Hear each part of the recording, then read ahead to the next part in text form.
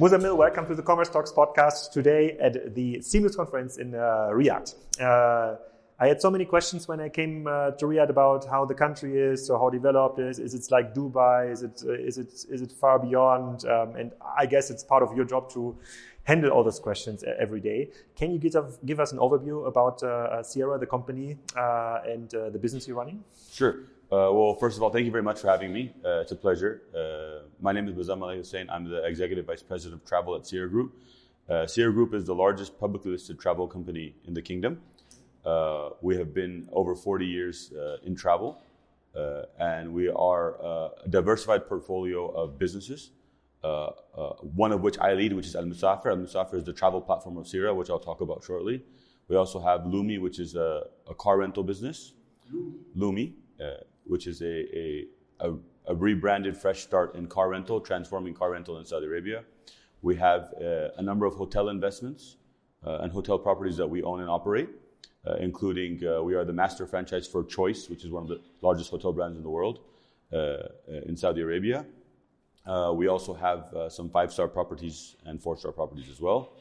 And we also have a number of other investments in travel in the UK and in various startups. We were one of the largest investors in Careem at its founding, had been with Careem, and we were the largest investor in Careem at the exit with Uber. So we continue to drive. Careem was the Uber competitor here? Correct, and Uber acquired it for $3.1 billion. And when I'm now booking on my Uber app, a taxi here, an Uber here in Riyadh, usually it would have been registered with Careem before?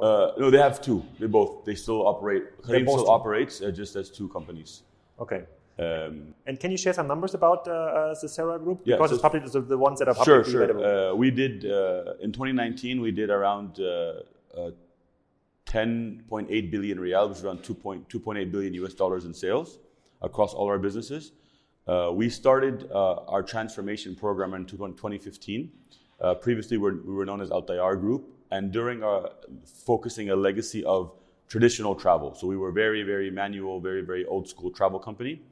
But we had very lucrative and strongly profitable contracts with the government. But as the government transformed and started to look at other opportunities, and we also saw the change in travel, we started quickly investing into digital, e-commerce, and omnichannel. And that's when we pivoted from traditional travel to modern travel, electronic travel. But I understand you're like a vertical travel brand, so you own some hotels, not all of them, but you obviously you're just like handling the bookings for us. So you own some hotels, you own like the travel platforms. I think you own some travel offices where people just go, or travel agencies where people go and book their travel.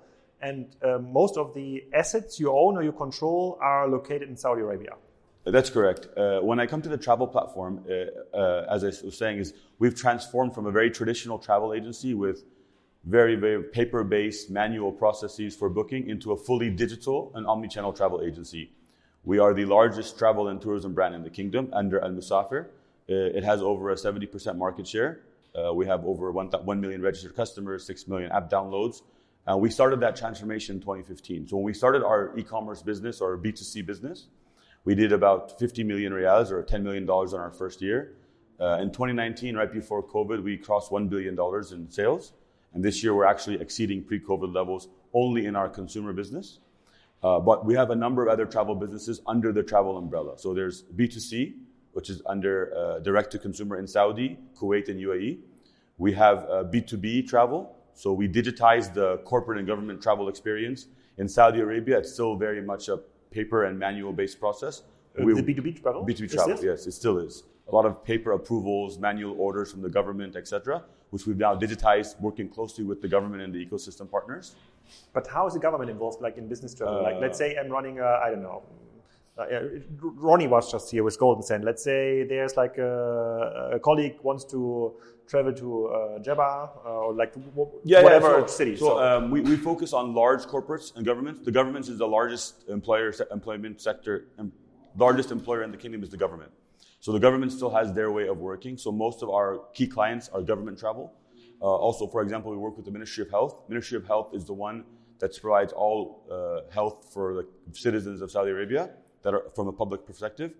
They fly their patients around all over the kingdom. We support that. We provide that travel service to them. But we've digitized that process. It used to be very paper-based. Once the doctor approves, you have to sign a paper, then go to a travel desk to book it. We fully digitized that where once the doctor approves in the system, the patient gets an SMS to book on our travel platform. So a huge chunk of your revenue is government. For our government business, business travel is government. For our consumer travel, it's B2C directly. For the ones in the podcast listening from, especially like from Europe or the US, how would you describe like the private travel market here in Saudi Arabia? Because I understood yesterday, or learned yesterday, that before 2019 there haven't even been like tourist visas. So there must be a very different kind of culture in how the resorts are developed. Sure. So, but can you give an overview? Yeah. So, and the last piece of our business is we call in the travel platform is inbound tourism. We have 2 inbound tourism businesses. Okay. Though you differentiate between like the domestic travel and inbound. Yeah. So we have we have consumer travel, which is targeting Saudis traveling domestically, or when they go to London or Paris or Dubai, we are servicing them. We have the corporate and government travel, whether they travel internationally or domestically, and then we have inbound tourism. Inbound tourism has 2 segments. The one you just mentioned, which is leisure inbound, whether it's someone from Europe wanting to visit Saudi and see the new sites. Someone stopping in Saudi for a business trip, that's inbound tourism. But also there's religious tourism. You know, Saudi is a holy site for Muslims around the world, and they have Mecca and Medina. So we also support bringing pilgrims into the kingdom. How many? So can you share some numbers? So how many leisure tourists and how so many religious ones? As part of the Vision 2030, which was announced in 2019 when they opened up the kingdom to real tourism, we'd say the first time it really opened up beyond religious. The goal is by 2030 to have 100 million visitors, 100 million visits, and the tourism ecosystem to contribute 10% of GDP. Our goal as a travel platform, our vision is to be a national champion for tourism. Our travel platform, Al-Musafir, has just recently signed a non-binding term sheet. We're in the process of finalizing that with the PIF, where they will take a stake in Al-Musafir to support growing this business. But where is it today, like in 2022 or 2023? So how many tourists are coming here? Just to understand, because many people know like Mallorca, for example, as like the main like travel island for like a lot of people in UK and Germany. I think they have 8 million tourists a year. Just to get like the numbers. Yeah, so I think the 100 million visit includes domestic tourism. So currently domestic, religious, and leisure travel. That's also true for Mallorca, I guess. Yeah. So I think they're around 60 to 65 million this year. Which is still not, but it's mostly for domestic and religious, and now we want to shift that also to inbound. You've seen new destinations open up in Saudi Arabia and new that are coming. I don't know if you've heard, maybe your listeners heard about Ula, which is it's very similar to Petra in Jordan, and it's a historical community of prehistoric era from I think 2000 BC, 1000 BC with great monuments and tombs and historical sites. And we're building Saudi is building a huge cultural center. There's high-end luxury hotels, experience nature, experience culture, farms. There's the Red Sea Resort, which is opening this year. So Saudi Arabia is building out a number of tourist sites to explore the destination. A lot of people often think of this region as a Dubai destination. Dubai is very well known, but Dubai is one city. Saudi Arabia is a huge country, a lot of different places, sites, natural and history that it's building and developing. What it's been doing over the past year and even during COVID was actually continue to invest and develop these sites. So our job, we have a brand called Discover Saudi. We work very closely with international agents around the world to promote and start showcasing what Saudi Arabia can do. It's an early on in the journey, but as the visa opens up, as Saudi becomes more ready for tourism, building the infrastructure and the human capital required, we're very excited about that opportunity. Yeah, and I saw Saudi started a campaign with Messi. Correct. So it's about building the brand and understanding people come. There is some perceptions, but actually if you see, and maybe you've noticed, it's a lot of things to do, great restaurants, great things to do here. It's just part of that. And they're building the infrastructure to support tourism.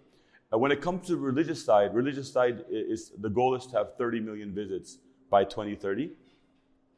And we're around 8 to 10 million, in recent years. So that is a huge growth as well. So you're looking at touristic, religious tourism also like as an income source, because the more it's the largest source of income, one of the largest sources of tourism income today. It continues to be. there are over 1 billion Muslims in the world, and they all obligated to come to visit the holy sites at one point in their life. So it's a huge opportunity. What Saudi has done is to continue to develop the infrastructure to scale that. There's a limited capacity before, so they're expanding the mosques, expanding the sites.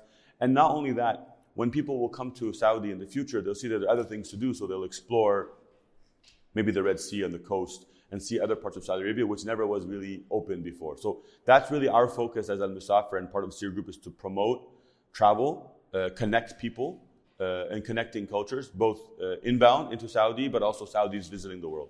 Okay, got it. But do you have then? You said you have some properties in UK from a hotel real estate. No, we have some travel agencies in the UK. Travel agencies. Okay, got it. But do you see it then also like your job to bring Saudi people outside of Saudi Arabia? Correct. So that's our consumer travel brand. Our consumer travel brand is the largest travel booking platform in the kingdom. We are a fully omnichannel brand. We have services for our travelers on app, website.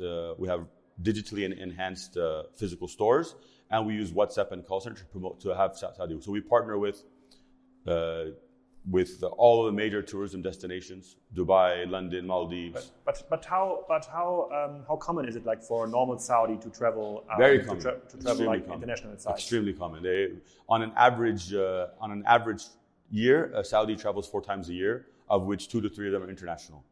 And what are the main destinations? Main destinations are... I haven't seen them in Mallorca, I would say. Mallorca, maybe not. Their main destinations are Dubai, Cairo, Turkey, now with the recent reopening, London and Paris.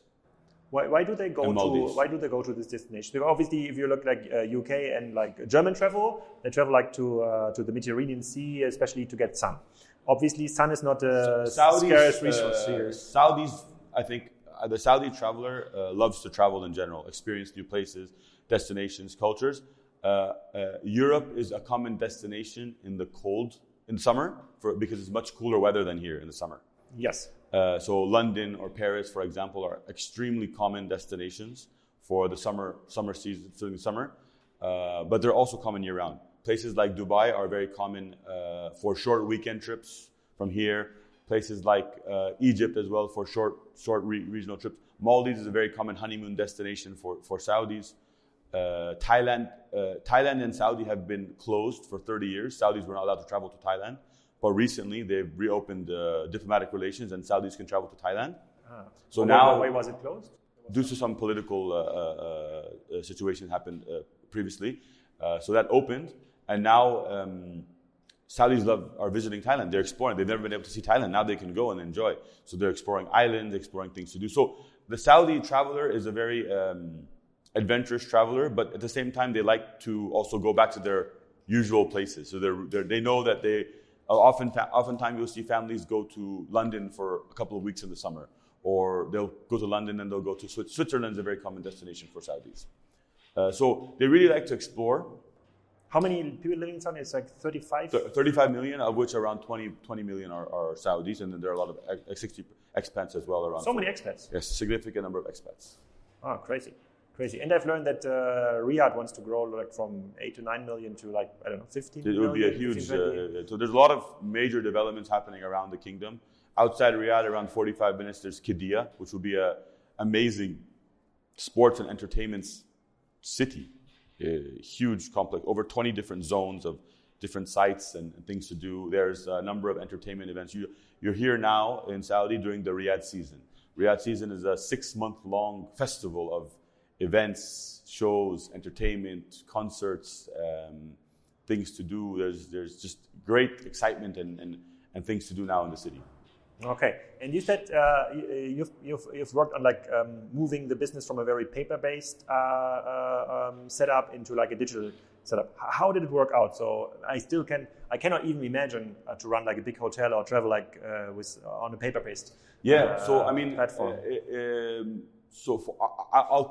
Our core business is the travel agency business, we'll say. So the travel agency business has done a lot where it was very much someone would, let's say, late 2008, 2009, or late 2010, it was still very traditional. You'd walk into a branch, You'd ask someone, I want to go to here. Someone would not very friendly, not just, oh, okay, this is the price, here you go. I'll print out a voucher, give you a ticket.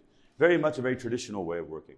We, as the Seera Group, or Al Tayyar at the time, we started believing in the digital transformation of the country and also of the ecosystem, and wanted to shift from this very traditional way to. So we actually invested in travel startups and built them and then fully acquired them later. And what we did is we fully digitized the entire travel experience. So we built what we call, I mean, for those in Europe, maybe they know Booking.com, of course. We are the Booking.com of Saudi Arabia. We have over 1 million hotels. We have over 450 airlines on our platform. But we spent a lot of time focusing on the needs of the customer. We continuously do A/B testing, customer research. And so what happened was very interesting. 2018, 2017, 18, we spent a significant amount of money in deploying technology and building out our brand and customer awareness. And we reached a great milestone, $1 billion in sales. And that was pretty much digital. But we did some market research, and we find that there's interesting dynamics in the Saudi market that different from Europe or the West. I was born and raised in Los Angeles, so it was very different, the dynamics here of the consumer. And the consumer here always said, well, we think we need some kind of offline experience still, because we have a lot of questions, and sometimes we go to big family, we want 2 rooms connected, we want to know what are the things to do before we go to a destination. We want someone to help us, advise us. That's true. That's also like a shortcoming of most of the European travel platforms when you're traveling as a family, like connecting rooms. And so what we did a full research, and we launched in 2019 our omnichannel strategy, because the Saudi market still is 60% offline in travel. 40% online, 60% is still offline. Bookings.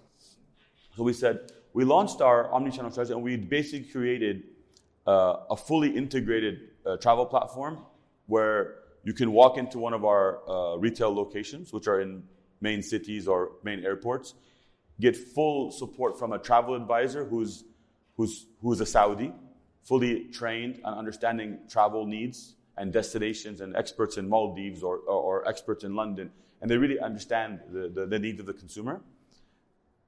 At the same time, you can open our app or visit our website and see the same experience, have the same content, but just have more self-service.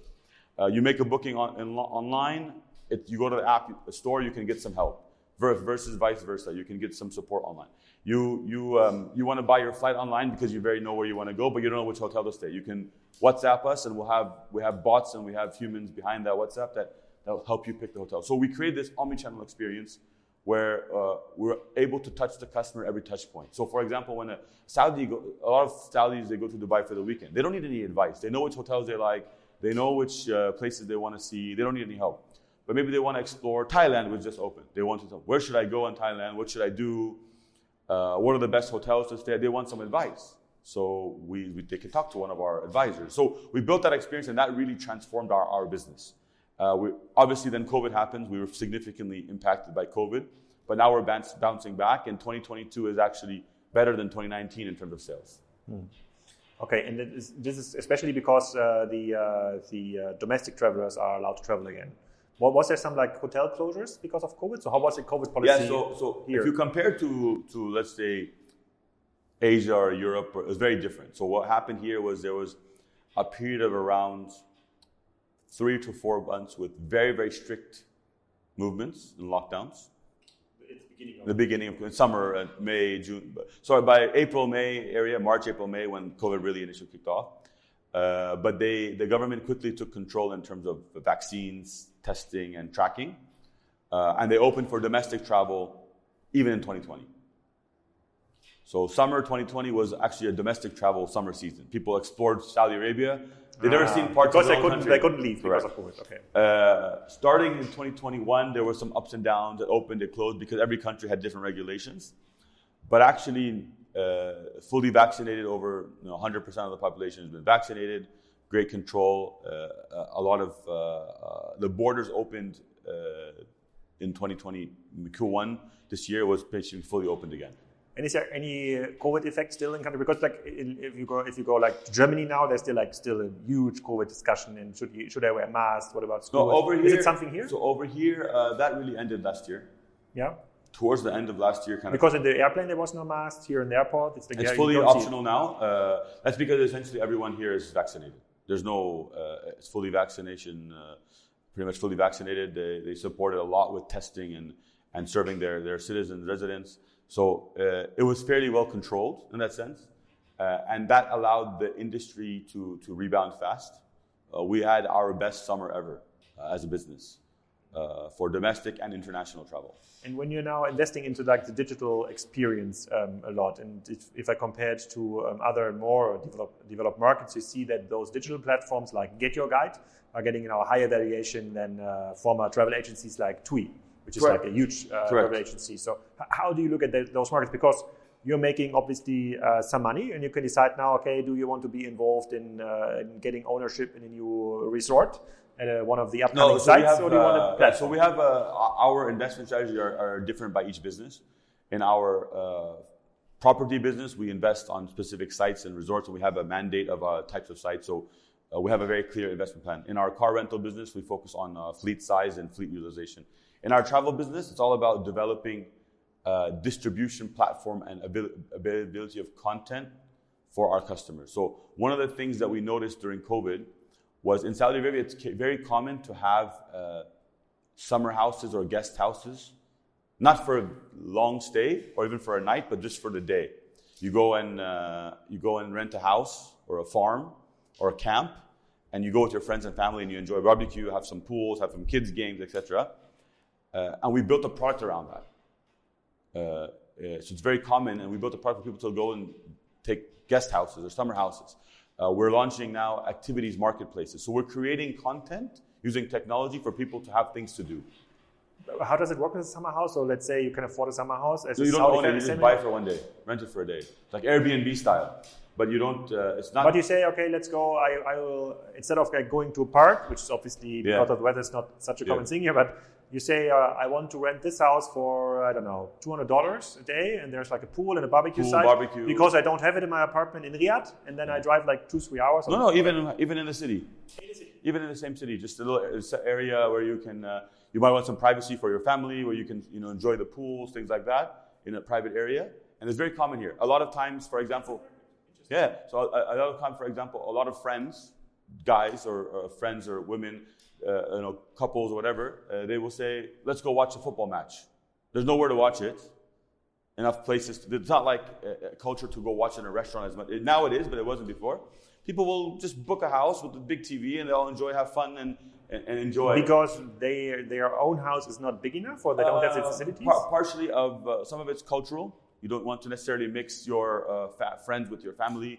There's a lot of separation between some people. The guys want to hang out together versus the girls want to hang out together. So it's some of that. Some of it's just tradition. People like a lot of my friends here have another place where they just hang out every day before they go back to home. This is a very cultural thing. But rather than people used to book it on WhatsApp. They used to call some guy who owned their property. We created a marketplace for it. So we have now over 1,500 properties where people can just book. So it's kind of an Airbnb for this kind of business. Correct. But you don't own the houses. No, you just build the marketplace. The owners, individual, they list their property on our site. Interesting. What do they charge for like a good house? Anywhere from $100 a day to $1,000, depending on what kind you want. If you have a big villa with a mansion and a pool and people don't even sleep there. They can. Usually, the most common is you check in around 4 p.m. and you leave by 4 a.m. Interesting. Is there something places for birthday parties, for pool parties? I've never heard of that. Interesting. Is there something that happens in other places in the It's common in the region, but specifically in Saudi. Crazy. Okay, so you're rather inclined to invest in more digital experiences than like buying like. No, as our travel business, our mother company has a number of investment businesses and different decisions and theses. But from the travel business core, it's all about digital experiences. And how successful are like the different hotel groups? Because if you're like driving through Riyadh, obviously you see like all the brands like Le Méridien, Marriott, whatever. So do they have like the same expansion plan and strategy? So Saudi Arabia and the region in general has one of the most opening of rooms coming in the next 10 years. Accor, Marriott are all investing here.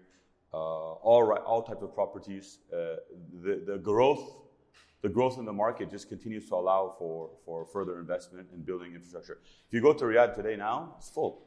Very difficult to find a hotel. It is? Yes, full, very high prices, but it's full. Occupancy rates are high prices, I saw. And full occupancy. Even for average even for full occupancy, and very full occupancy. Okay. Because there's a lot of demand domestically, business, consumers. And most likely there won't be like too much relief because if Riyadh is going to grow like from 8 million to 50 million, then... So that's why they need to continue to add capacity. Yeah. Interesting. Cool. Nice. And obviously, so this kind of Airbnb for private homes for daytime, I need to digest this idea. I wonder if this could work like also in Europe. Maybe. I have to think about it later. Is there like other like digital investments you're doing in this? We continue to invest in our product, in our technology. We have a technology team of over 200 people. That's every day. For Seera or for Al-Musafir? For Al-Musafir only. Primarily the B2C business. Because we want to continue to innovate. We see ourselves as a leader in technology in the region. We're also investing in other products, not only this product that I told you about, but new other products for booking events, booking tickets, to continue that digital journey and being within the traveler ecosystem. And most importantly, just continue to provide and improve the travel booking experience from pre-trip all the way through post-trip. Cool. Very nice. And where do you find the talent? Because when I talked with Ronnie today from Golden Sand, he said when he started here in 2014, it was very hard to find like tech talent. So they had to start a hub like in Jordan and one hub like in Dubai just to get the talent. Do you? And you said you. We have a similar story, but we've continued to invest also in Saudi. We have a tech hub in Dubai, Saudi, and Jordan. So we have three areas that we do our tech. All of our teams basically work across different. We also have a tech hub in Spain as well. Yeah. And if there's like only 35 million living here compared like to the growth you want to achieve, then there's no alternative to building tech hubs in the region, right? You have to continue to be relevant, be local. We work. We've done a number of talent programs, accelerator programs, graduate programs to grow from young talent and build that. We partner with various government bodies to build out and support digital talent. And I think if I remember correctly, you said that the offline share of like booking travel is like still 60%, and the online share is like 40%. Do you expect this to change in the next couple of years? Yes. I think online will continue to grow, as with any industry. At the same time, offline will not go away. We see the value of it for the consumer. It's just about creating a digitally enabled offline experience between. How many agency outlets or how many stores do we have? So we have 32 stores. We have a call center and a team support, both bots and humans supporting WhatsApp. So actually we get 15,000 chats a day on WhatsApp. Okay, that's crazy. And those 32 stores are spread all over the country or are mainly in Riyadh and Jeddah? All over there are in every major city. We're in 16 cities. Also in Kuwait, we have one branch in Kuwait as well. We don't see a need for further expansion, but we see the value of having a presence in each major area. And the people that are now coming to the store, are they usually informed already, and do they know what they want and just want to clarify a couple of questions like we want connected rooms for the kids, or how is it really varies. Some of them come in, it's like so there's a school holiday coming up in 3 weeks. Can you help me think about what I want to do? I have this budget, I have a family, my wife and 2 kids, this is what the kids like to do, help me find a location. That's an example. Another example is I want to go to London, but I'm not sure, I need to know which is the best area to stay at. So it's really, really varied on the customer. We also have a concierge service for high net worth individuals that does much more high touch planning. So we continue to see demand for each of these businesses. But I guess not only the hotel businesses are seeing expansion potential here in the region, also like the online platforms like Booking.com. And you say you're the Booking.com of the region. But I guess that Booking.com also added lots of hotels from the region. But your USP or your edge is that you have such a good relation with the domestic travelers, so they trust your brand because you have it's more catered to the needs of your brand, so you don't need to worry that they will switch to Booking.com. So anyway Booking.com is very, very often used in this region. It's one of the leading. It was here, first mover advantage. It came here a long time ago, so everyone knows it. What we've done is we've focused on the needs of the consumer. Booking.com is a global platform, hundreds of billions of dollars in sales. They're not going to only look at Saudi Arabia. We look at Saudi. Saudi drives our needs, the customer needs, the way we display our content, the way we drive our platform. We design for the consumer. And you say you bet Booking.com in their own game because you are better in fulfilling the needs of the Saudi consumer than Booking.com. That's our vision. That's our goal. We continue to work on that. Obviously, they're a beast, but we continue to. But they're also slow because they are so big. Because they have to focus. I mean, one market versus 100 markets, you're going to have a focus issue. We are focused. We are fully committed to the market, and this is our core market. 90% of our sales are from Saudi Arabia. But could you imagine doing the same then for one of the neighboring countries like Kuwait or Bahrain? So we are the largest player in Kuwait, and we are the top 3 in UAE. We focus on our advantage. Our advantage is actually understanding the Arab consumer. Places like UAE have a lot of expats. Their expats are traditionally affiliated with their home country's travel plan. So if you come from India, you look at Make My Trip. If you come from Asia, you look at a Sea Trip, for example. If you come from US, you're familiar with Expedia. So even if you're in the UAE, you always go to typically your home brand. This is the common, but whereas for Saudis, we are the home brand. Okay, got it. And if I think about like the growth potential for this kind of business, it was also a question I had with Ronnie because there's like so many macroeconomic tailwinds here that are like driving this kind of business forward. So obviously we all hope there's no other COVID coming, but because there's so much like income growth, there's no people moving to Saudi, then there must be just like if your market share is not changing, if you stay with similar, then there must be like 25% or even. Our this year, 2022, we're on track to close at a travel platform business, not Seera, but Al-Musafir, all the different travel businesses, around $1.5, $1.6 billion in sales, gross booking value. What is in gross numbers? Growth 200% because of COVID, so it's a different relative. But you say like we had already a good level in 2019 and you're beating it right now? We're exceeding 2019. We're basically exceeding 2019 by around 20%. But are we talking like 10 to 20% like organic growth potential a year here in this region? Oh yeah, so our goal, both from organic growth by capturing market share and the growth of the market, is this $1.6 billion can be by 2025, 2026, around $4 billion. So we're going for significant. It's more than 20%. Yeah, correct. So it's crazy. Yeah. So we see significant opportunity to grow, both again by using our technology to capture market share and as well as the growing market. And this growth you can achieve out of your own cash flow? Correct. And it's even crazier. Like usually, because this kind of growth, if you want to drive it, needs like external funding. We are very, but we have partnered with the PIF. They are investing to build certain tourism assets with us. But we're very confident about the growth that we can deliver. Nice. Okay. Then last question: what do you think is the biggest challenge in achieving the goals in 2023?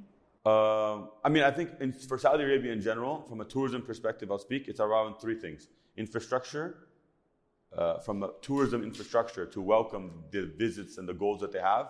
Significant continued amount of development is required. People need to have things to do, and the infrastructure needs to be ready to support them. And secondly, it's around human capital, to continue to develop the human capital around the tourism ecosystem, to bring tourism to a standard of international standards, as well as the associated talent to support that ecosystem. But like just a moment on the infrastructure question. What is it? Is it like that in some sites you don't have like enough like taxis or Uber infrastructure or hotels? From everything. So airports, flight capacity, hotel capacity, qualities and standards. So this is all that's underway now, but it needs to continue to move. We just talked about Riyadh. Riyadh is extremely expensive, extremely full. So we need to continue to build out the infrastructure to support better pricing, more availability. These are examples that we as an overall tourism ecosystem, working closely with the government authorities and the promotion agencies of Saudi Arabia to build that. Okay, but I guess like the country understood it, so they're investing. They're investing, but it continues to be. I mean, obviously, at such scale, it's always a challenge. So they know that the goals. Yeah, and it is a huge country. How is it, like 2 million square kilometers? I don't know the exact size, but it's huge. And there's all types of cultures, terrain, topography. You have mountains, you have the sea, you have the desert. So it's not just what you think you may view externally, actually.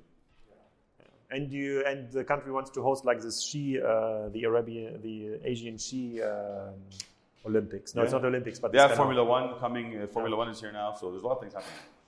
Crazy. There, that was a hell of a ride on the travel industry here in Saudi Arabia. Very interesting, very very demanding, I think, from a business point of view. But happy to hear that's kicking off again. Thanking you for being at Commerce Talks. Thank you.